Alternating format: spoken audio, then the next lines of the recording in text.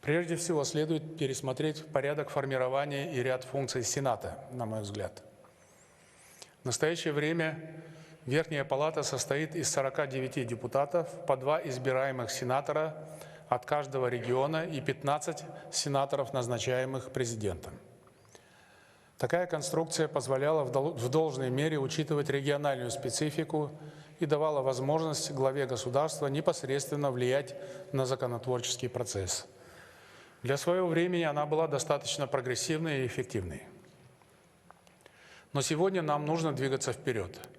Президентскую квоту в Сенате следует рассматривать не как средство контроля, а в качестве механизма учета голосов и мнений социальных групп, слабо представленных в парламенте. Поэтому мною принято решение о сокращении президентской квоты в Сенате с 15 до 10 депутатов.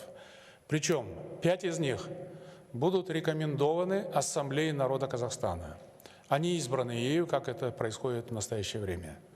Нижняя палата парламента должна отражать весь электоральный ландшафт страны без предоставления кому-либо искусственных преференций.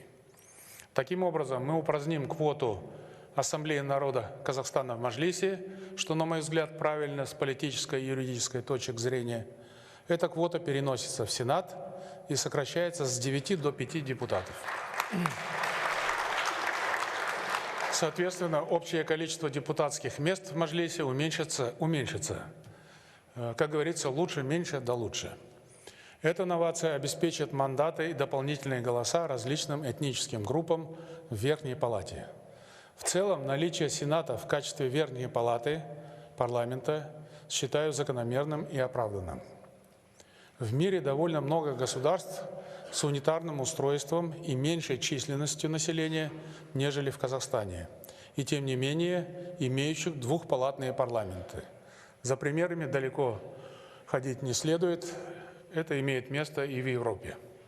Другое дело, наш Сенат должен стать палатой, реально представляющей интересы регионов страны. И это потребует реформу его полномочий. Согласно Конституции, Сенат имеет право принимать или не принимать одобренные Маджлисом законопроекты. То есть у Маджлиса фактически отсутствует возможность преодоления возражений Верхней Палаты. Для формирования более сбалансированной парламентской системы необходимо пересмотреть эту практику. Считаю целесообразным ввести норму, предполагающую право Сената только одобрять или не одобрять законы, уже принятые Маджлисом. Следовательно, именно Маджлис наделяется правом принимать законы.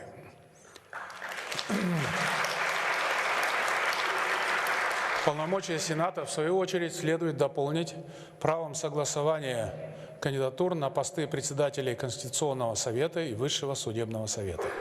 Это новшество серьезно укрепит механизмы сдержек и противовесов в политической системе и заметно упростит законотворческую процедуру.